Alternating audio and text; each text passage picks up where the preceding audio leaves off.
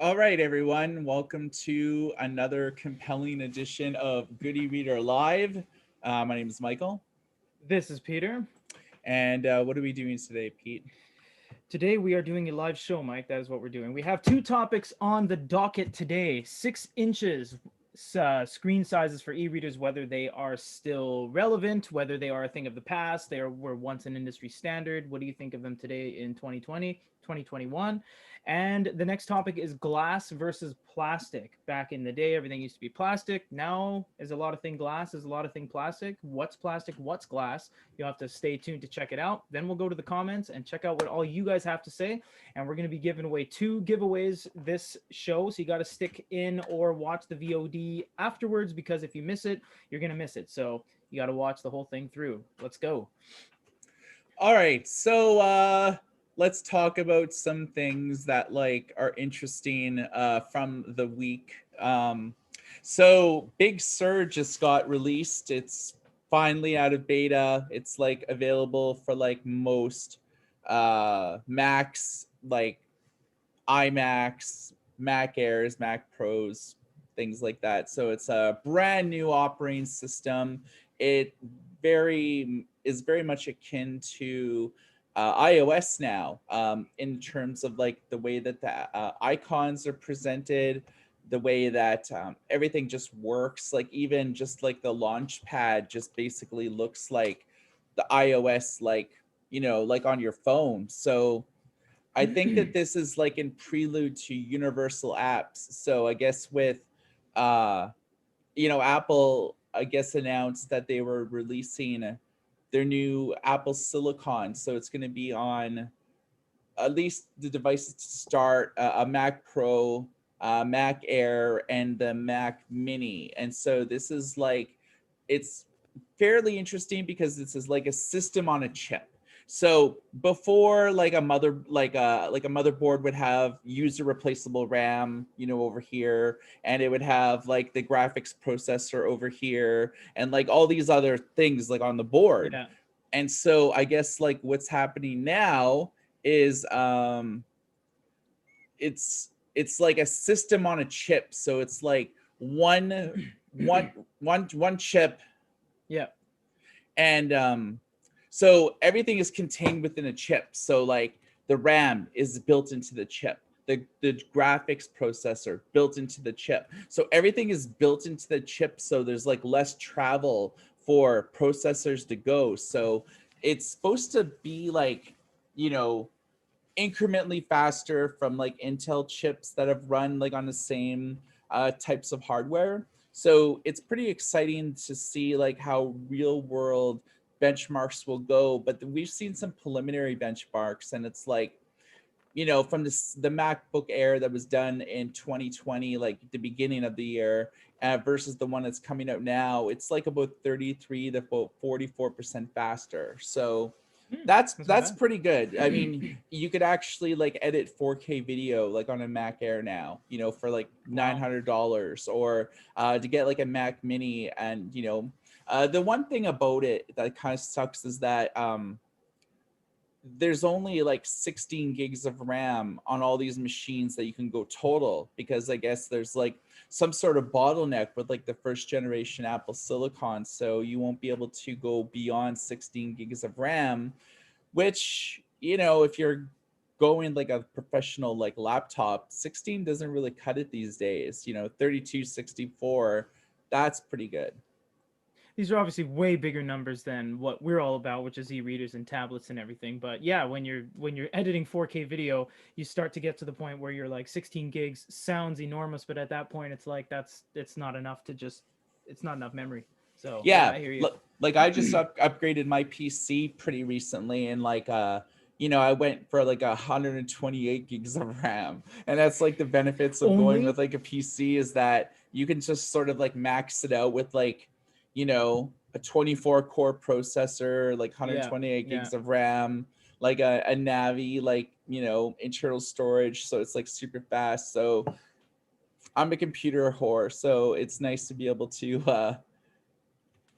have something that's pretty fast.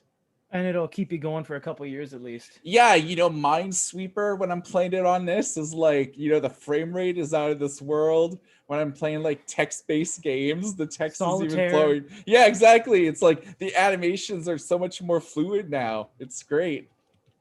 Yeah, you really need that for all those card-based games we used to run on Windows 3.1. So I'm glad you got your 128 gigs of RAM there, Mike. Yeah, really taking advantage of like King's Quest 1 on my emulator.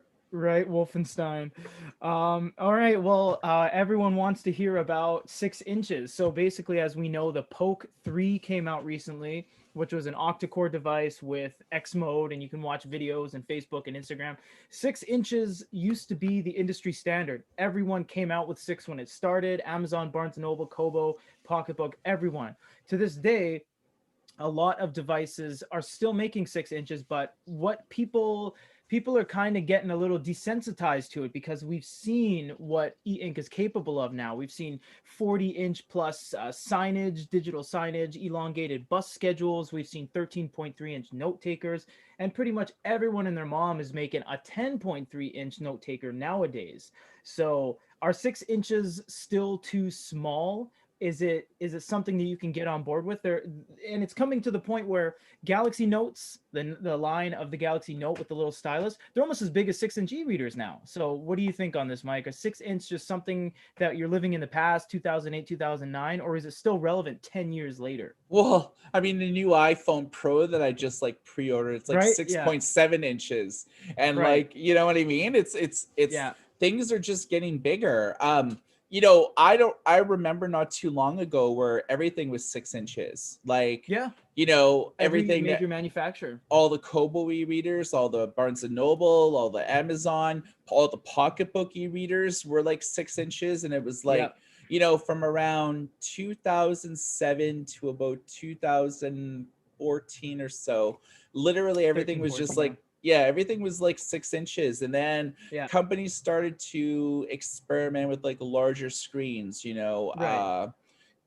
6.8, 7.8 Right. generally was about like the threshold, and places in between, like, the Kindle Oasis really sort of bucked the trend for Amazon to go beyond 6 inches in a modern e-reader. Now, to be fair, they did release the Kindle DX like in 2000, Really, like, 10 or 11, I think that was a yeah. really early on, but that almost felt like a little bit of a one-off because if we look at a couple examples, the Kindle DX is perfect, and the second example is the Sony DPT S1, the original. So everything was just 6 inches, 6 inches, and then boom, we had a 9.7 DX.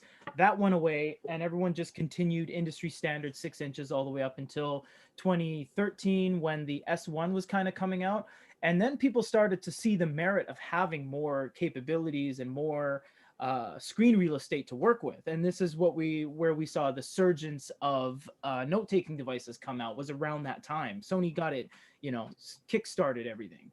Yeah, I kind of wonder if the digital note-taking devices really put like other companies on notice to start focusing on Right. larger screens, because I think the Kobo Forma is probably the best Kobo e-reader that they've ever released. You know, It's a um, it's a good one, yeah.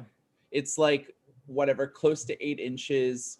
It's pretty big. Then Amazon has their Oasis, which is about as big as they get. Barnes and Noble, Nook Glow Light Plus, the seven Uh, point eight yeah, inch. that was 7.8, yeah, for sure. Yeah, so I mean, even Barnes and Noble, that's like so not risk adverse. Like, this is the first non 6 inch e-reader that they've released since like 2011.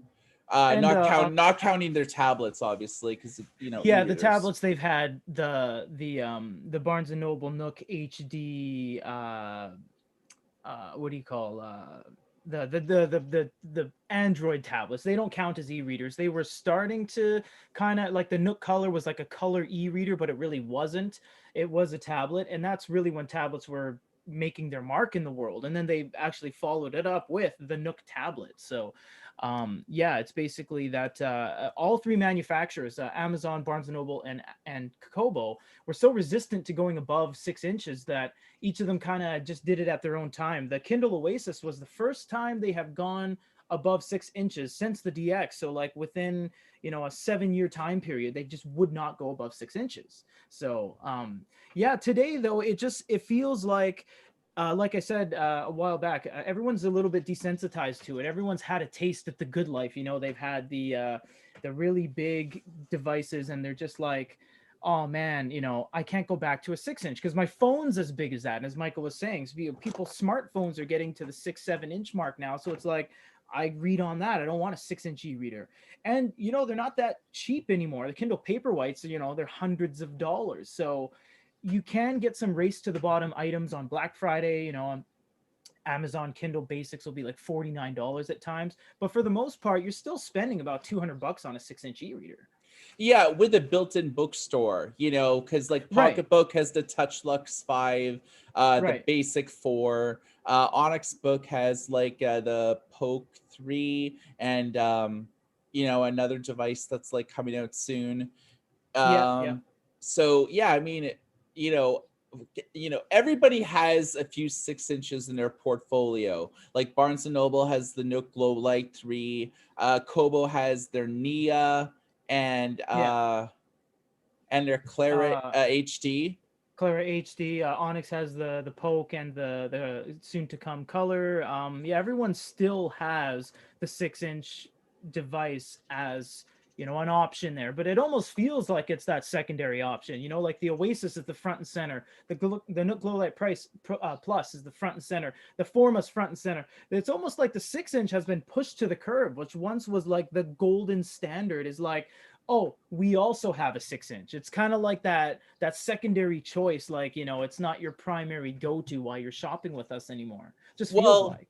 it's their multiple SKU strategy where like Yeah. before e-readers generally, like, you know, from like 2007, like when the Kindle first came out, like the sort of 6 inch Kindle with the keyboard, it was like 5.99. And Yeah, I you remember that. know, Yeah. there you know, e-readers really didn't come down in price till like about 2013-14. That's when we first started noticing e-readers going under $100. Before, they were pretty expensive. Pardon But me. everybody's just sort of abiding by the three SQ strategy, like um, three readers generally, Yeah. bargain, mid-level, high-end flagship. You know, Right. everybody does it. You know, Barnes and Noble's doing it, Onyx is doing it, Boyu's doing it. You know, everyone in Pocketbook, anybody. I mean, Pocketbook's a bit of an anomaly because they have a bunch of e-readers that They they have market. so many. Pocketbook probably has about 8 current models that they are selling in their roster that are all readily available. You know, a couple basics, couple Luxes, couple HDs, the InkPad Pro and the InkPad 3 and the InkPad X. Pocketbook actually has a lot of different The Aqua sizes under their 2. belt. The Aqua 2, there you go as well. Yeah, they probably have about 8 or 9 devices offhand that you can choose from, most of which are 6 inches. Pocketbook's approach is a little bit less about the screen size; it's more about the international Pocketbook availability. Color too. The you can That's right. They got about 10 then. That's about Yeah. right. They got about 10. They primarily focus on the European market, which it's really less of a I want a huge screen size, you know, bigger is better. It's not about that. It's being internationally friendly. It has Arabic Unicode. It has, you know, Hangul for Korean. So all these people in the world can use their products. It's not limited to like 3 languages like some of these devices. There's literally like a ton of languages. You can load in your own keyboards, your own dictionaries. It's really an international friendly company. That's what they've started as, and that's what they've continued with 10 years later. Yeah, I mean, to be fair, they're still selling e-readers that they released like 2 years ago. So it's not like Mhm. in 2020 they released like 7 or 8 new Oh no, devices. no. You know, the It's what devices they they're currently marketing, have. Yeah, yeah, the devices in their current portfolio go back to about 3 years old, and they just still that's have right. inventory on it. You know, Right. but they're not making any new models. Say like the Aqua 2, most of their other e-readers are waterproof, which doesn't really make a dedicated That's waterproof right. e-reader that much more compelling anymore. But it is still 6 inches, so Right. it falls in our conversation. But yeah, pocketbook's a bit of an anomaly with that, in terms of a crazy SQ strategy. But for North American market, for the types of devices that people could just like buy in store, buy off of Amazon, go to Target or Staples and purchase like a Right. Kindle, or Right. purchase like a Barnes and Noble from any of the bookstores, or go to Walmart or buy a Kobo, or buy it from like the Walmart website.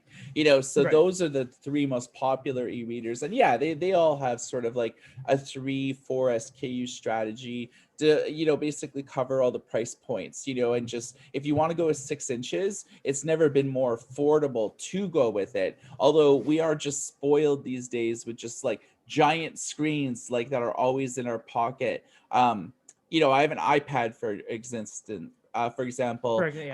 I Yeah. use it to like read, but I also use it to like watch videos, consume media.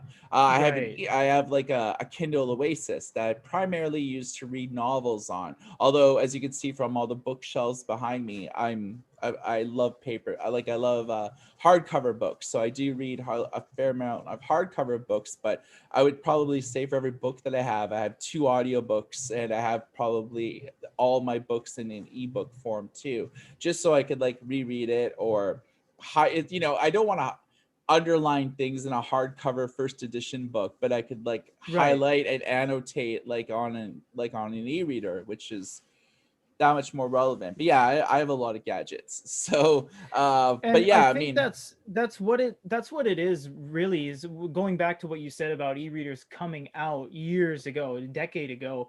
We had no we had no referable data. We had no frame of reference. We had this e-reader and we're like, this is good. I can use this for books. But now every second of every day we look at these huge screen sizes devices in our pockets. We pull it out 100 times a day. We're always checking it, unlocking it, locking it, looking for notifications. So then, knowing that, having half a decade of that under our belts, going back to the small little e-ink 6-inch screen that used to be revolutionary 10 years ago, now we're like, we're so spoiled, like you said, that we see it and we're just like, it's too small. And that's why all these companies like the big three and other companies are following suit. They've made other options that are bigger, that are better, upwards of 8, even 9.7 inches, 10.3 inches, just to satisfy people's like want and need for these gigantic devices that we're so used to now. and I think that the devices that we always have with us are spoiling people, where they Yes. believe that the performance of an e-reader should equal their smartphone in their pocket, or their Right. Android tablet, or their iPad. They think that clicking on something should instantaneously load, flipping pages should be instant. No matter what you do, it should be instant after you unlock it. And then people get Yeah. an e-reader, they're like, well, how come it's so slow? It's the Why is it all limitation. blurry? Why is it Yeah. flickering? My phone doesn't do that, but your phone you have to charge every single night. An e-reader you don't. You look at your phone and your computer screen and your TV screen and you're like this after a while because it's affecting your eyes. And looking at an e-reader is the same as looking at a piece of paper, like looking at a calculator screen. It's not doing that. So although yes, the absolute instant frame rate and instant gratification is not there, but there are a ton of other benefits, and that's why, well, that's why they exist. That's why we're having this show. That's why everyone's chiming in, because e-readers are what they are. They're fabulous, in their own way. Yeah, I mean, I'm just saying that, like, because we were talking about phones, like in your pocket. You were showing one, Yeah. and it's like, I know, like, because we sell e-readers, and so we get like a lot of feedback from customers and a lot of customer service messages, at least that I see. And Right. a lot of people are just like new to e-readers, and they don't know what they're getting themselves into. They just think that it's like an e-reader's like another smartphone, but with a different screen, or this or that. And I mean, to be fair, a lot of e-readers have quad core, octa-core processors. Yeah. Four Like we to were eight, saying, for 4 to the 6 Poke gigs of 3. RAM. Yeah, the Poke And 3 is a 6-inch device, and it's got an octa-core processor, and it has Android, and it's got the capabilities of loading in apps and loading in your social media platforms like Instagram and Facebook and Twitter and all that. And you can watch YouTube videos and hook it up to Bluetooth speakers. It's a capable device in and of itself. It's just the screen that your eyes need to consume the data is not like a TV screen. It's not like a cell phone screen. It's like paper, and it's electronic paper. So that's where I yeah, sit. I mean, we know this because like we've been reviewing e-readers ever since there was e-readers, except for the Sure. Rocketbook. We never reviewed that, but I mean, we've been reviewing e-readers since like the very first Kindles. So I mean, I Yeah. know what they are, but like a lot of people who are just new to e-readers and they see all the marketing behind the Kindle, Right. or like in Canada, there's a lot of Kobo commercials like on TV, and it's Yeah. Yeah. like,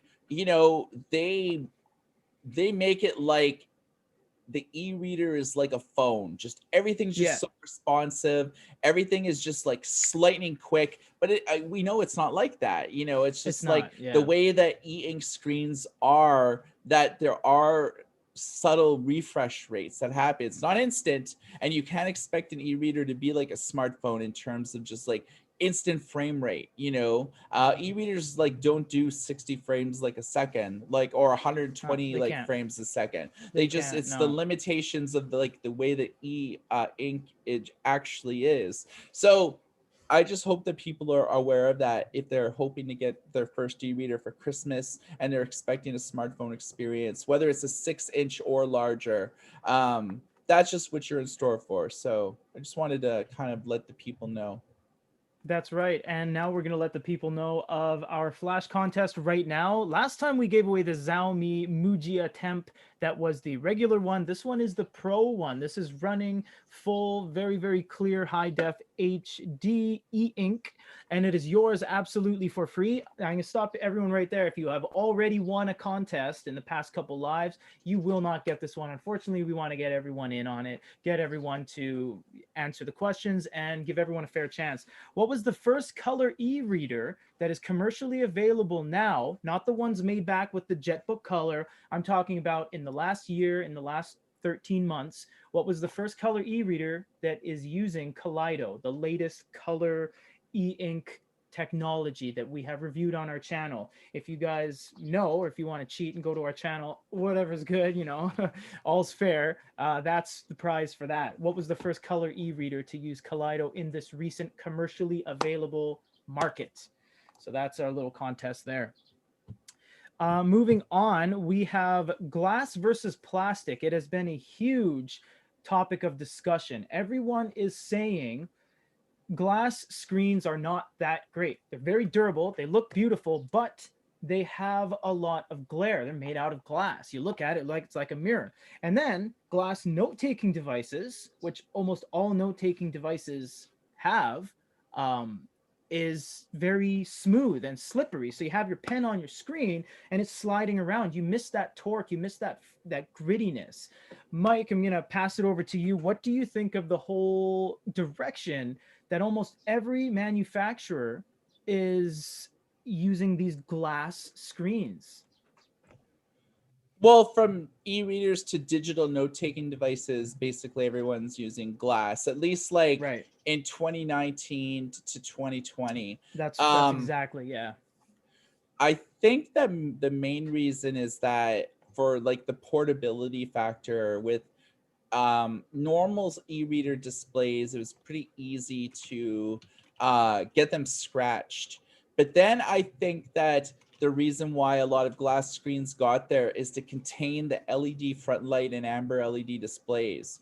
Right. If you notice that with earlier frontlit displays where like the LEDs are at the bottom of the bezel and project light Right. upwards, um, if you don't have a glass based screen, the light could travel like there was gray spots on certain parts of the screen because like Right. the light uh was rising up. So it's like it was projecting, but it was like some of the light was like filtering up. Whereas if you have a glass based display, the light is contained below the layer of glass. So front lights are brighter and more white in terms of the white LEDs, and the candlelight amber LEDs are more vibrant, and you could actually diffuse the white LEDs with like a combination of amber LEDs. At least that's what I've noticed. Like when we've done like a lot of tests where the nighttime reading test with all the reviews and stuff that we do, I've Right. really kind of noticed that glass-based displays tend to have a better lighting experience than just an e-paper type display. Now, when you're just talking about e-readers, I would probably say glass like is a little bit better. But in terms of digital note-taking devices, I think that sometimes glass necessarily isn't better. But you don't really have much of a choice. Like all the generation that came out in 2020 and even 2019 are mostly glass-based displays. If you want just to draw on an e-paper display, my sans the glass, is actually a better like experience because like there's less torque and friction. I mean, there's more torque and friction drawing on like I was gonna, yeah. an e-paper display, whereas if you're drawing on a glass-based display, you're kind of sliding like a little bit when you're drawing. But we talked about that last week. If you want to check out our VOD, we sort of went into details about digital note-taking devices, and if the remarkable first generation didn't have a Yeah. glass space layer, so No. much easier to draw on. Like you could go to YouTube and watch like our remarkable 1 versus remarkable 2 video, and we test a glass-based display versus an e-paper display. And it's funny how between just like one generation it all kind of changed in terms of the drawing experience. That's not necessarily saying it's bad. I'm just saying that like from what I've noticed, just drawing on e-paper displays a little bit better. But I'm a bit of an old school dude. Yeah, I totally agree with you. If you even look at the, and I got some notes in front of me, that's what I'm referencing. If you look at the just direct comparison between glass and plastic, almost none of the devices are plastic anymore. The note takers. If you look at plastic, Remarkable One, year plus old. The Likebook Mimus, year and a half, 2 years old, almost 2018 fall. The Sony DPT, 2016, 2017. The Quaderno came out this year, but it's using the Sony DPT hardware. So all those devices that are plastic or just not glass are no longer either supported or they're no longer current. Yeah, They're very they're few. 3 or 4 years old. That's exactly it. They're few and far between to the point where, and Michael and myself, we're not nitpicking, but if you had to choose, if you watch this and now you go back to your glass screen and you write on it with a stylus, you're going to notice now that we drew attention to it that it is going to be very glidey because it's there for the structural rigidity and to let the light travel better. Like Mike said, it's just better for the overall beauty of it. But when it comes down to it, you look at all the devices that had the best writing feel. Remarkable One with that graphite nib and the pencil, and you can tilt the pencil and slide it on the screen. The Sony DPT, which is still, yes, the nibs wear down very quickly, but which is still one of the best, if not the best, note-taking feel of any device. That it's almost like you're using a pencil that doesn't make any marks on your screen. The Mimus was fantastic as well, but it had a little bit of light issue because it was a sunken screen and bezel. It was plastic. The light couldn't travel quite as easily as it could through glass. Traveling light through glass is like it's magnifying across the screen. Shooting onto plastic, it doesn't travel as far. It's kind of like it's matte. You know what I mean? It's cloudy. So you're going to find a lot of merit in these old devices if you want that true paper-like feel. These new guys, the Likebook Elita, the Onyx, the Remarkable 2, they're great. They're tightly built. They look beautiful and they feel all right. But if you have a comparison, and we have, like Mike says, we've been in the business for 12 years, we kind of have every comparable reference point of data ever because we've always used everything. And as we see things progress, the older stuff felt better in the hand, in the stylus, than the newer stuff did. So yeah, it's just we see that all these devices now have octa-core processors, and they have really high end styluses, and they're using graphite nibs, and Sony has palm nibs and felt nibs, and they have all this beautiful digital stationery ready, and the screen and the technology and the ability to sideload in apps. But when it comes down to it, you're drawing on a glass screen, which is very similar to drawing on, say, an iPad to some degree. So just a little bit of a downside is that you can't really get the best of all worlds anymore. And also, like Mike was saying, glass is better for strength.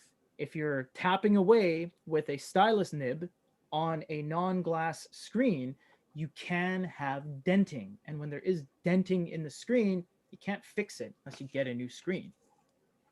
Some manufacturers, like Supernote, for example, um, early on from the very get go, they have added a rubber screen protector over the whole device so that you could use a regular stylus, you can use a ceramic stylus, a metal stylus, and it won't damage the screen.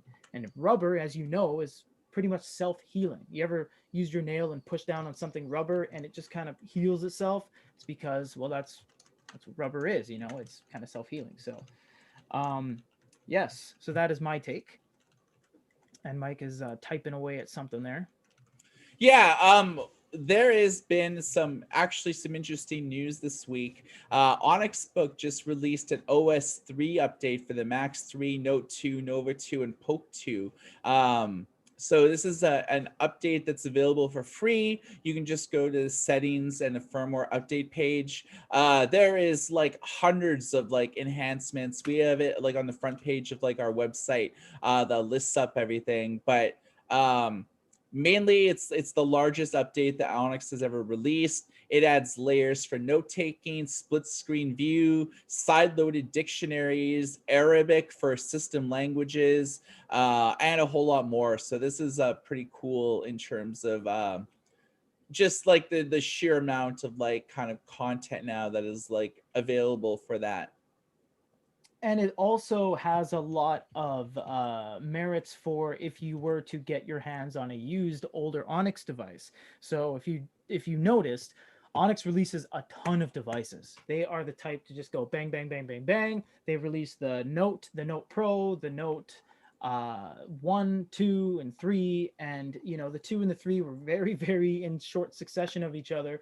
So a lot of people that bought the 2 were saying, well, the 3 just came out, what am I going to do? Well, you can update now, so you get a lot of what the um, 3 has to offer, minus a lot of the things that are just you can't update, like the processor and stuff like that, the hardware basically. But there is some merit buying the older stuff now for sure.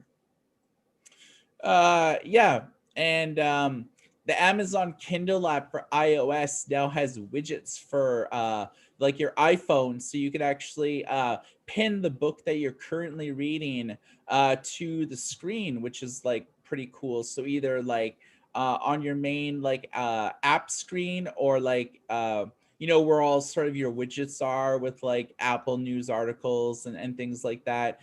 You can pin the book that you're currently reading. It shows like cover art as well as like the author and like the book name that you're currently reading, which is kind of cool too. Uh, Kobo also this week released a firmware update for every single e-reader they've ever released, minus the Kobo Mini. I was Basically, gonna say, okay. yeah. So Chinese dictionaries. They actually have a notes icon for quick Nice. access to like your annotations and stuff. And Barnes and Noble is having a 50% off sale on Nook accessories. So if you're looking for like accessories for like your newest Nook, but going back to even like the Nook Color, they have like all sorts of like deals and stuff to be had. Now, I noticed that when I'm part American because my mother is American, so I naturally just became American. But anyways, I go down to the States a lot, and I noticed the Barnes and Noble bookstores. When you go in, there's the Nook booth and stuff. Their accessories, if you buy the actual OEM, which is the real equipment, original equipment manufacturer stuff, it's really expensive. Like it's almost as if, like, it's name brand at this point. It's like if you go on AliExpress or whatever, you can get a case for like $4, right? It takes 95 days to get to you, but you can still do it. Whereas if you go to the store, some of these cases are like upwards of like $100, depending on what they're made out of. If they have magnet snap, if they have sleep capabilities, if they're made out of leather. So I just, funny observation that like some of these things, if you buy the actual original stuff, is quite expensive. It could be pretty costly. So these 50% deals are actually really good, because then you can get the original stuff that's made exactly for your device, and that you get a good deal on it. Yeah, so there's like 6 pages of deals. They have like a banner on their main page that like advertises it, and it looks like the Barnes and Noble downtime for like all the Nook and the Nook apps, or a thing of the past. One thing I did notice is that if you're still noticing like sync problems, you have to change your password on the main Barnes and Noble website, and then everything will sort of like be fixed with that. Yeah, that was a big concern last week when we covered the whole Barnes and Noble kerfuffle. So, uh, yeah, that was not speedily corrected, but it corrected to status it is now. So that's good. Yeah, totally. One of our mod guys that watches this alongside while we are filming this has suggested that a lot of people, aside from this chat, are asking about SD cards. If you notice, the major manufacturers, Kobo, Amazon, Barnes and Noble, to a lesser extent, Sony in their heyday, they started fizzling out and phasing out SD cards, and now all these manufacturers like Amazon and Kobo, they're offering the bigger storage model. They get that cell phone mentality, and they're like, why buy the 8 gig or the 4 gig when you can buy the 32 gig? And this all kind of started with like the manga model with Amazon back in 2014-15. It was the Japan exclusive, and it was 32 gigs. They then took the same manga speed page turn engine and stuffed it in the regular Amazon stuff and offered you a manga a 32 gigabyte expanded model. But now Forma does that, Kobo does that. A lot of manufacturers are following suit and not giving you the chance to put your own SD cards in there. What do you think of that, Mike? People are kind of straying away from SDs. Yeah, it's a trend I've noticed like since like Kobo stopped doing SD cards, and Right. they started soldering them like right on the motherboard. Yeah, I was gonna say they did technically use SD cards as their main storage. We actually did a teardown, and we're like, "This is an SD card." We took it out. We put like a 512, a 256 in there, and the SD card that came with the Kobo was so formatted and so loaded with system files that you could not swap out that SD card because although it would fit, it would not work without exactly that formatted SD card that came with purchase. So that was a little bit of a little bit of a shock. We were like, wow, these major manufacturers are like soldering the SD cards now. So they're not even using their own proprietary stores. They're using SD, and they're just sticking it to the PCB, the circuit board. Yeah, so I think like Boyu for their Likebook brand is the only sort of holdout to like have SD cards. Even like a lot of pocketbook e-readers don't have SD cards anymore. Some do, but like a lot don't. So Yeah, yeah, that's it's right. just like a user replaceable SD cards are like a thing at the past. I'm sure everyone sort of did their own like research to kind of figure out, are people using SD cards? If they are, they aren't buying them from us. So why are we even offering them anymore? That's exactly it. So instead of selling someone the absolute, so for example, in a perfect world, the Oasis 8 gig and the Oasis 32 are, the prices of what they are. People are just going to buy the basic because they're going to stuff their own SD card in there, one they have kicking around in their shell and in their desk. They don't have to buy the near 80 to $100 more device to get more storage. They just put their own SD card in there. They buy an SD card online, and there they go. So yeah, the major manufacturers aren't actually capitalizing on it, and they're not getting any of the money. And you see that with cell phones, and like Apple, for example, the biggest example, they have sometimes two, if not three tiers of storage because it's like makes you think. And in the end, Apple gets all the money because you can't buy an SD card or any expandable memory. So yeah, Yeah, there's more money to be made like if you just like offer like various memory models, like and get that's money right. that way. Like Amazon does that. Kobo's been doing it. Yeah, A lot of companies have been doing it. yeah, that's right. Um, we have all of our topics that we have earmarked for this video already kind of out there in the ether, and we're approaching the 50-minute mark. Mike, unless you needed to add anything else, we'll go to the comments and Sure. questions.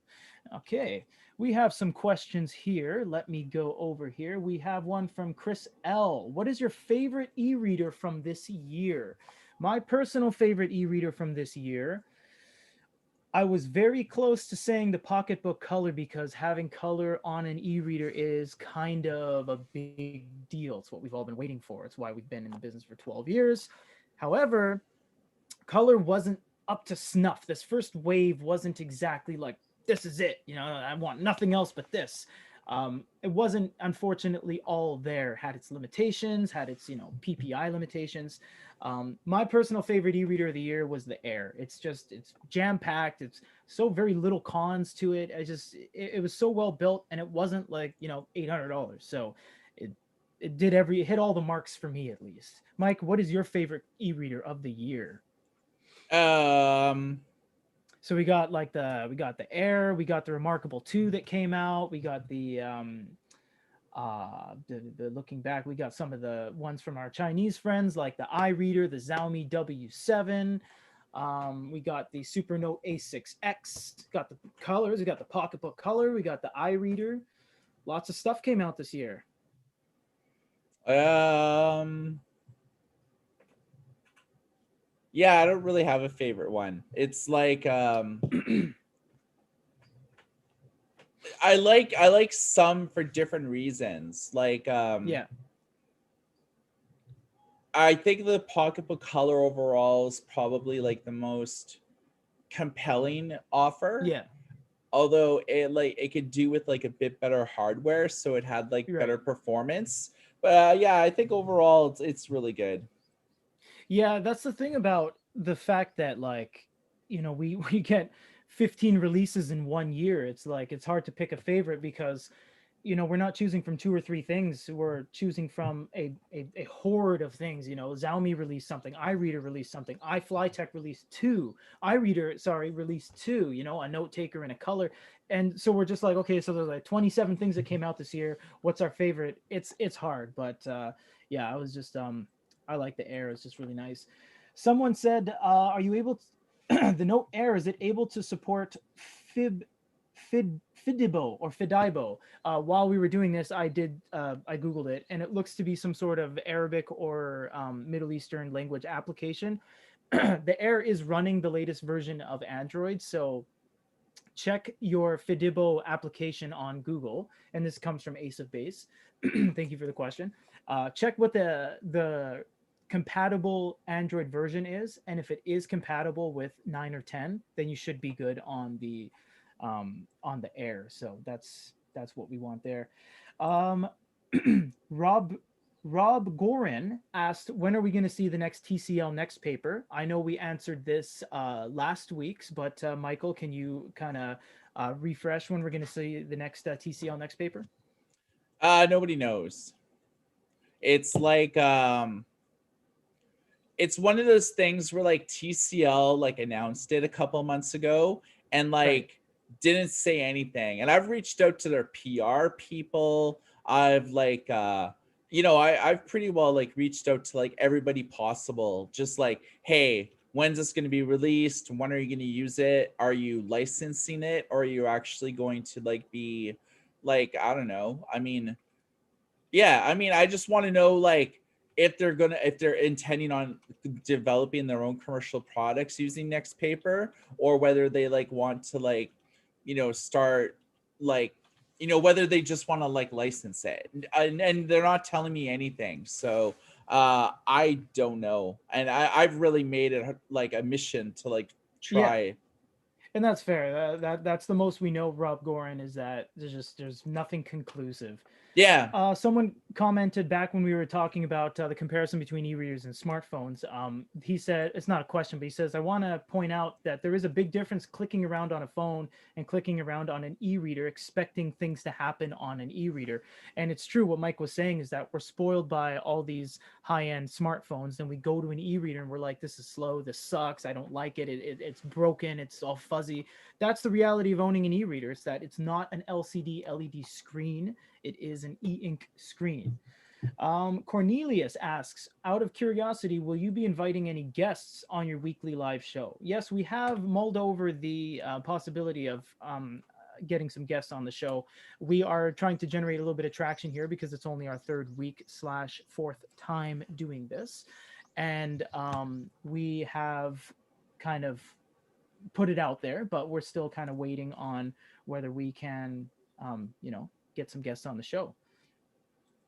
Yeah, I mean, David, I oh, guess go there's ahead. something that we're actually working on. We just like want to get like the right guests, you know what I mean? We don't just like want to get like, we want to get like somebody who's actually like, like the CEO of Kobo. We're working on getting Michael Tamlin onto the show for like 30 minutes to like talk about Kobo. Those are the types of guys that we want to kind of get in. CEO of Barnes and Noble, James Daunt. We're working on getting him. It's just like he's based in New York, so it's like a 3-hour time difference, and like usually on weekends they're spending time with their family. So we just need to get significant heads up or to like film a segment that's like not live, but like we can just like show you guys That it like. yeah, that's going to be the key, is because we are a very internationally friendly company. We have offices in 3 different countries and 3 different time zones. It's hard for us to say, okay, we need you on at 9 p.m. your time and 5 p.m. your time and 10 a.m. the next day our time. So when we deal with all these international companies like we do, Onyx and Boyu and everyone, it's hard to say, oh, it's going to be 4 a.m. for you, and no one's going to be watching in this place and this place and this place. And as you saw last week, we had people from Italy and UK and Spain and stuff. They stay up till 4 a.m. to watch this. So it's kind of like we have to hammer out all the details, and we have to make sure it works for everyone, so that just the video doesn't fall on deaf ears. So Yeah. that's kind of, where we sit with that. David Bornstein says, "Do you like baked beans?" I actually do, David. I used to crack open a can of those Heinz beans back in the day pretty hard. So thank you very much for that e-reader related question. Uh, Rek Mm. Kentique said, "Remarkable 2, Jag lines. What's your take on that?" I'm not entirely sure what you mean by that, unless, Mike, you know what a Jag line is. No. Okay, Rementique, you can please email us after the show or leave a comment on the video. I don't know what that is. I'm terribly sorry. Michael, what was that regarding Arabic text? It's already been an hour. I'm not sure if you mentioned that, Mike, or did you mention that? It was like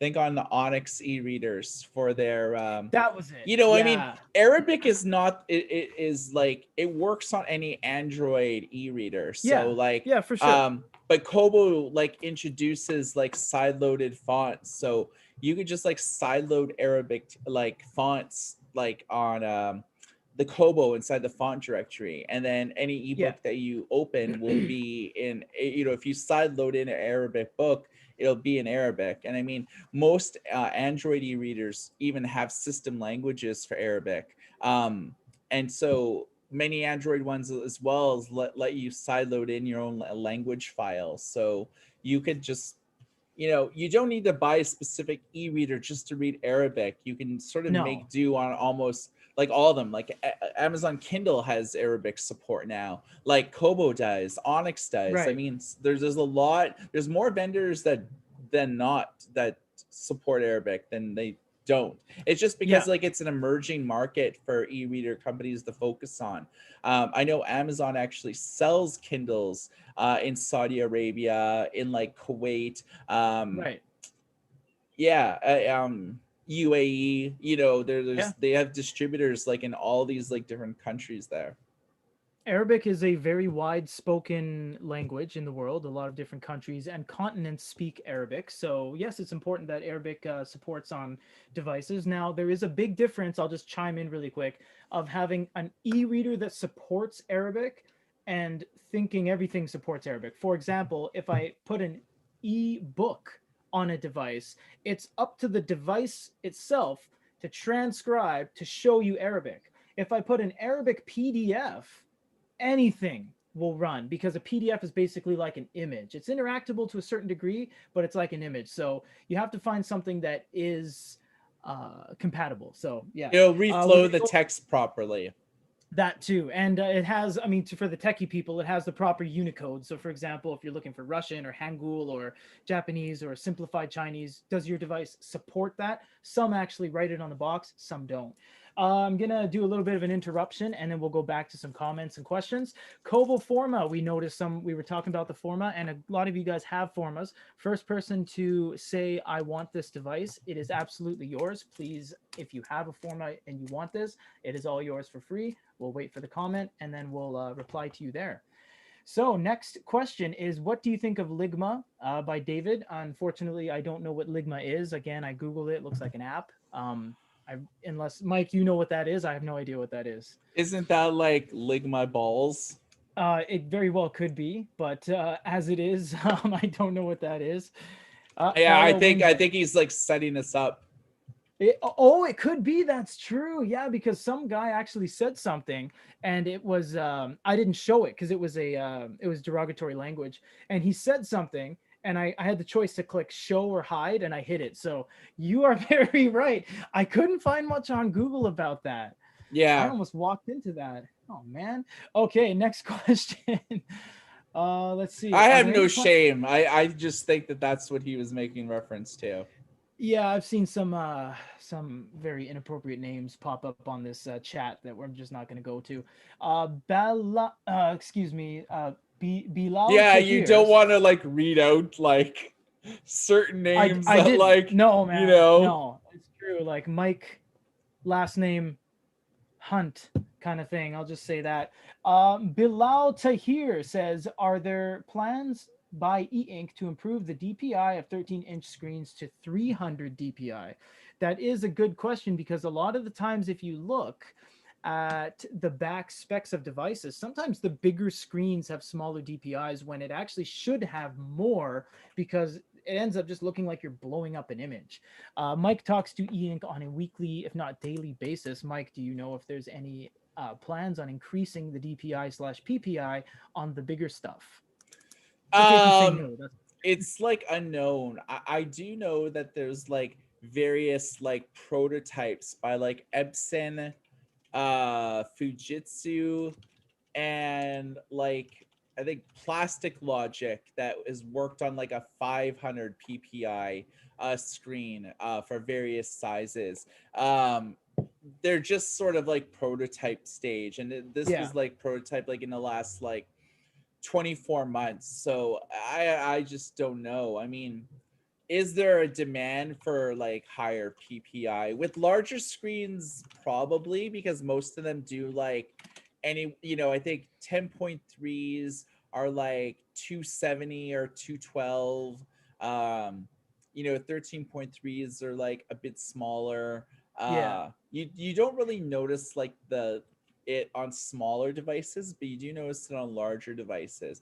To my knowledge, there's nothing like that's in the works from eink, but that's not to say that like one of their partners could help contribute technology. That's true. That's true. Good answer. Good answer. Ashish Joseph says, "Hey, are there any information on the fifth gen Paperwhite will release? We know that Amazon was supposed to release something, but the whole virus situation has gotten in the way for a lot of people's releases. Supernote pushed back the release of an upcoming device till next year. A lot of color devices got delayed. Um, I don't know when the fifth is coming out, Mike, unless you have any take on that. Paperwhite Um, 5. I don't think there's like a set in stone date. yeah, I mean, it's like COVID really sort of screwed up Amazon's plans for this year. Sorry. Um, I talked to CEO Michael Tamlin Kobo, and they released like the Nia sort of like midsummer. They initially were Yeah, gonna release it in March, but just like COVID like hampered the supply chain issues where like they couldn't like make enough of them like in time just because of like the global pandemic. And I just still think that like the global pandemic, it's there's like a lot of parts source like shortages because like there isn't right. enough factories making enough components because like they're not working at like a full-time crew yet. Like they still have Right. like 25 to like 30% like capacity still. So it's hard to make e-readers when a lot of the e-reader components there's just like not enough of them to go around. Oh, that's good. But sorry, Mr. Panther 54. has donated $2. So I did put out there on the chat. A lot of people wanted the Forma case, and we do have multiples of them. So I said the first donation gets another one. You are absolutely correct, Mr. Panther. We will ship this to you absolutely for that price, I guess, because you donated. So thank you very much for the donation. You can, of course, email us at store@goodereader.com, and I'll put that in the chat. So you go ahead and do that. Thank you very much, Mr. Panther54. We will verify your ID and ship you your prize. So moving on, someone says, do you know when the Paperwhite will come with the warm light feature? Right now, the Oasis 3, yes, the third gen, just got warm lighting. Amazon has always been late to the game. They didn't even make the first e-reader. They didn't do glow lighting till after other people did. They didn't do this and that, and they didn't do warm lighting. They're always they didn't really innovate anything in terms of the kind of promotional features in the past couple of years. They've just been following suit and then selling more. So we don't know when the Paperwhite 5 will have warm lighting, but it's safe to assume the Paperwhite 5 should have warm lighting. Yeah, that's My probably the thoughts. only thing that like they have left to really do on the Paperwhite, because And like you and me were talking about this, Mike. You called me one day and you're like, what, when we were talking, we're like, what else can they do? You know, and I was like, what do you mean? You're like, well, Paperwhite 1, 2, 3, 4. What's the fifth one going to have on it that is going to be a purchase point? What left is there to do? They already have audio integration. They don't have physical speakers, and that's kind of what I thought. Like maybe put speakers. They haven't had speakers since the Touch since 2014, but likely they could have warm lighting. I'm not sure. yeah, I mean,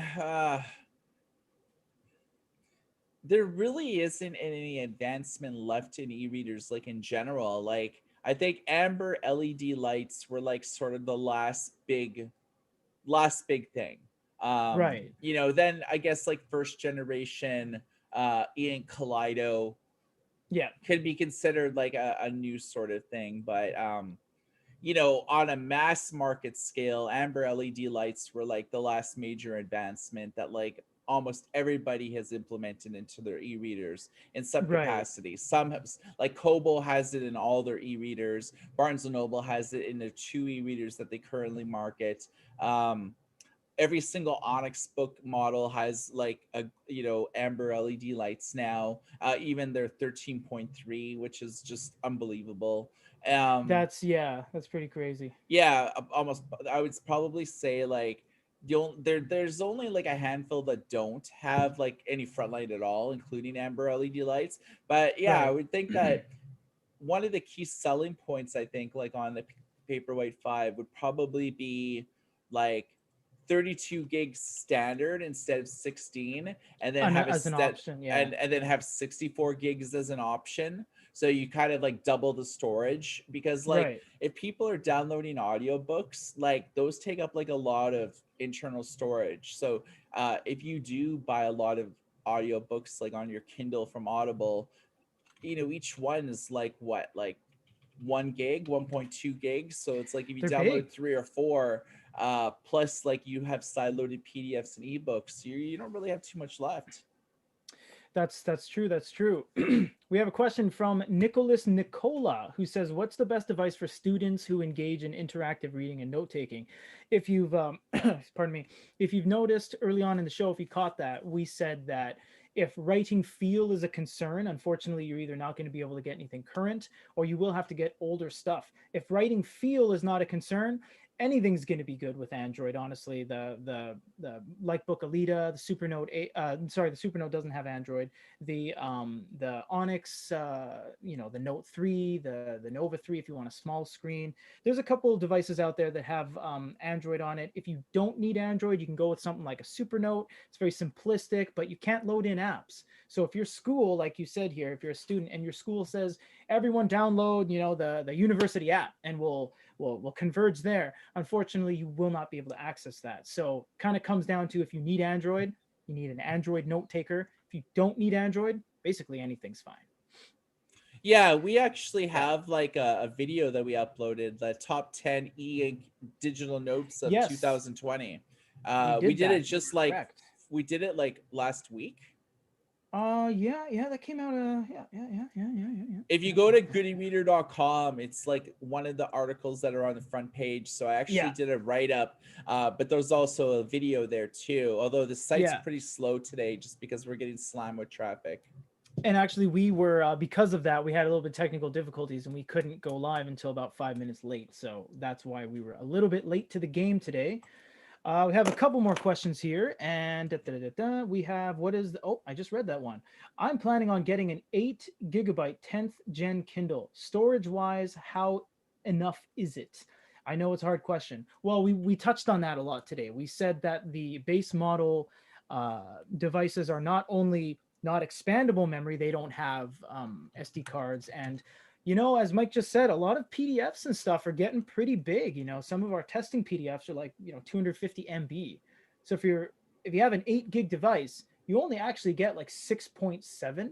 So it could fill up pretty quick, which is why these manufacturers make 32 GB models for you to Yeah, buy them if you like have more space. if you're getting the entry level Kindle, like the one for like $79 or so, Yeah, like US, around there. it comes like with 4 gigs of internal memory. Oh, 4 gigs. Oh, Yeah. that's right. They have 4 and 32. Yeah. Okay. Well, I No, think I remember. for just for the entry level Kindle, the one with I the know. front I'm talking light. about the Kindle models. That's right. Now, whenever you get a device, everyone here, whenever you get a device, whether it's a cell phone, a tablet, an e-reader, the advertised amount of storage is the storage on the device, but it's not usable for you. When you get a device that is 4 gig, you get about like anywhere between 2.79 to like 3.4. You don't get the full 4 gigs. It's not for you. That's system files and all this like preloaded mumbo jumbo that is on there. So unfortunately, yeah, if you're getting the base model 10, as Mike just confirmed, it's only 4 gigs. So probably spring for maybe a Kindle Paperwhite 3 or maybe like a second gen Oasis. Just spend a little bit more, but you have storage to spare. Yeah, Someone says, I "Oh, go think if ahead." you live Yeah. in the US, Woot is owned by Amazon, Ah, yes. WOOT .com. It's like uh every week or so that there's all sorts of like refurb Kindles on there, going into like the current models. So you could like That's save right. like almost half. Like you can buy a $79 Kindle for like $39. And it was just basically like someone who didn't want it and just sent it back to Amazon, or maybe they used it for like a week and sent it back. Yeah, what they do is they recondition it by making sure it's it's all good, making sure everything works. They put it in a brown refurb box and then they ship it off to their secondary marketplaces, which like Michael just says, Boot, etc. Yeah, so find some deals there. Someone says, is there alternative technology to color e-ink Kaleido that could compete? Right now, there is nothing commercially available. There are other technologies that other companies have patented, that have licensed, that have purchased trademarks. But right now, if you were to go to an online retailer like ourselves, like other websites, and you buy something, no, only the 6 inch and below e-ink Kaleido is available now. Unless you have Yeah, some Clear scoop there, Ink Mike. has That been working on uh like their own version of color e-paper for like 7 years, right. and they've basically done nothing, gone nowhere, and I don't think that they'll go anywhere anytime soon. Just like e-ink is like too firmly entrenched. They're a publicly traded company like in Taiwan. um Yeah. Clear Ink is just like a private company that's like been bought and sold like 3 times now. um Isn't that amazing? You know how amazing that is to like consistently make tons of money and do nothing. I think they've raised like a It's total of crazy. like $500 million in the last like 10 years. And it's like Yeah, they right. literally have like nothing to show for it except for Yeah, maybe some patents. and you see him at some trade shows, and you're like, cool, but there's nothing that you can buy to get in your hands. You know what I mean? Like from a company that has been bought and sold time and time again. It's quite amazing, actually. Someone asks, why is the Hisense Pro mostly Chinese interface? Even worse, it's not an e-reader. Well, it isn't an e-reader. You're right. The Hisense is a smartphone that uses a smaller version of the 6-inch color screen on it. Why is it mostly Chinese interface? Because Hisense is a Chinese company. They mostly make TVs and stereo systems and DVD players and stuff like that. But they have gotten into their smartphone market with color e-ink, and yeah, it's not an e-reader. An e-reader technically is an e-ink device that you can read on. So sure, everything's an e-reader, but it's not an e-reader. It's a smartphone. Mike, I'll get this one to you. What do you think is the best quality priced e-reader? So probably best bang for your buck with some good quality, I would imagine them asking. Well, it depends where you live, if you live like in Europe or like in any of the Nordic countries, the Storytel e-reader is actually pretty good. Just because like it supports Oh like yeah, literally like that's every right. major European language, but it's more specialized to like Sweden, Norway, Yeah, Denmark, that area. Storytel e-reader if you live there. If you live in like Europe, pocketbook probably Touch Lux 5 is pretty good, oh although it that is, doesn't yeah. really have like a bookstore. It has like a royalty free bookstore, but nothing like super awesome or anything. Um, if you, yeah, it just depends like where you live. Like, um, we could kind of give you a better recommendation then. Yeah, send us an email, guys, or send us a comment, and we'll try to respond to you as best you can. Yeah, the best It's thing to yeah. do is like when this like live stream ends, you could just like comment on the on like the vlog or whatever, sort of like once the live is like when the live show's done, you could leave like a comment as you would like a normal YouTube video. Yeah, yeah, because it will turn into its own video. Yes. Yeah. We have a comment, a question here, and you are correct. We were saving this for the end, but we'll just do it. We'll do it now. Someone says, "Are you going to be giving away the Kindle Oasis in the live stream?" You are correct. Today was the last day for the entry, and we have gathered all of the names and we put it into our auto generator, and we do have the winner. So you will have to go over to that video to see who the winner is. But the winner has been announced as Paulina Enero. You will see all this information on the Amazon Oasis 3 giveaway. And I must say, we do appreciate you guys getting in on that contest. Almost 10,000 views, and we have had 3,000 entries. That's a lot of entries for a contest. We appreciate you guys stopping by. We really do. And after this contest, of course, we will put another contest tomorrow. So, and remember, if you guys do sign up for our VIP membership, every one of your entries counts for 10 entries. So every time someone comments saying, I want this, I've done all the subscription things, that's one. If you do sign up for a membership, that's 10 entries. So your name is actually listed 10 times in the auto generator software. So yeah, go over to that video after you're done this, and you'll see all that. Yeah, yeah. Yeah, yeah. Someone says, do you think the Onyx Books Note 2 will get an Android 10 upgrade from Onyx? Well, as Mike just announced, that they are getting the latest Yeah, they OS 3. aren't So, getting so one of the problems with updating Android in general is that you can't really push an automatic firmware update that just like enhances the version of Android. It right. requires a lot of work. It's okay if you have like one model, but like Onyx has like, like last generation was 9, the generation before that was 8, the generation Yeah, yeah. before that was 7, and it's like if you wanted to like update it, you would have to go 7 to this and account for like all the different screen sizes, and generally it would require not like an update where you just go to the settings menu and just fetch a new update like you would like on an iOS device or an Android device. Right. When there's a new update Yeah. available, it just like automatically installs on your phone. You see With the e-readers, notification. Yeah, yeah.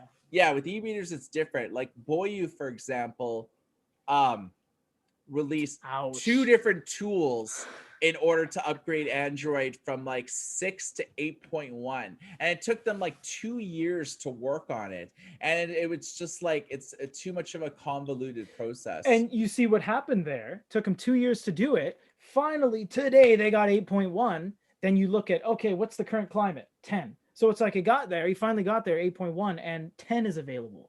And yeah, Mike, you're correct. That's why the Note 3 exists. Not only do you get, upgraded level of Bluetooth, more refined processor, you get Android 10 on it. So if you have a device, if you have an application that is just make or break, I need Android 10, you'll have to get the new Onyx, and that's really why they announced it like that. Yeah. I don't see any more questions here, everybody. So let's go check the live listing one more time here. And someone says, yes, we have confirmed the site is slow. So we have a couple people accessing the site. We are dealing with some technical difficulties. So please bear with us. We do have a question here, actually. I bought a cheap e-reader in Colombia. It's almost possible you send to this country. Yes. I work with the logistics team a lot. Colombia is a very, very expensive country to get to. You can't ship postal service. You have to use a courier. And, a 400-gram package can cost upwards of $130. Colombia is very difficult to ship to. So if you find some stuff locally, if you use a USA redirect, that would be my recommendation for that. Yeah, South Yeah, America, like in general, has like it is. super high like import rates They do. for And they have commercial actually electronics. and they have an extra tax in some places. Correct me if I'm wrong, everyone there, but they have a luxury items tax. So if something is seen as a non-necessary item, like a something consumer electronics wise, and it's not necessary, it gets hit with sometimes 43% VAT or value added tax. So yeah, that's the reality of the situation there. Yeah. Mike, we are done, I believe. Unless you want to add anything else to the mix, I think we're pretty much good. Nope. If like you have any questions, just ask them like on the live stream next week. We Yeah, film every Saturday, 5 p.m. Pacific, 8 Eastern, and whatever mountain and other time and zones that you're in. Central and Maritimes and all the Yeah, other but we time we uh, zones in the world. we appreciate everyone who is like We do. chilled out with us for like this last 2 hours on our live stream, asking Yes. your questions. We enjoy talking e-readers and everything like that to you guys. Sometimes we get pretty technical, so if you need us to like slow down or like explain ourselves on more things, that's cool. But I figure if you're like commenting on a dedicated e-reader channel, you pretty well have like a strong grasp of like with the Right. fundamentals of ink. If you don't, maybe on an upcoming show, we'll kind of like show you exactly how e-ink works, like fundamentally, and maybe that'll give you Yeah. guys an idea on how this differs from like LCD, OLED, micro LED, like all those sort of like texts on why e-ink is the way that it is and why it's easy on the eyes. Why does it absorb light instead of like reflect light, like on all these like all these like LCD, OLED and stuff, they reflect light. So They do. if you have like an OLED like TV, it reflects light. Like as you can see, like the TV behind me, it's Yeah. reflecting like the ring light that I have there, Yeah. and it's just like that's the way that it is. But if that was a giant e-reader, you wouldn't see anything. That's exactly it. That's just the inherent beauty of an e-reader is that it's like paper. So electronic paper. Yep. So Cool. for the Good E-Reader Live, my name is Michael. This is Peter. Everybody take care.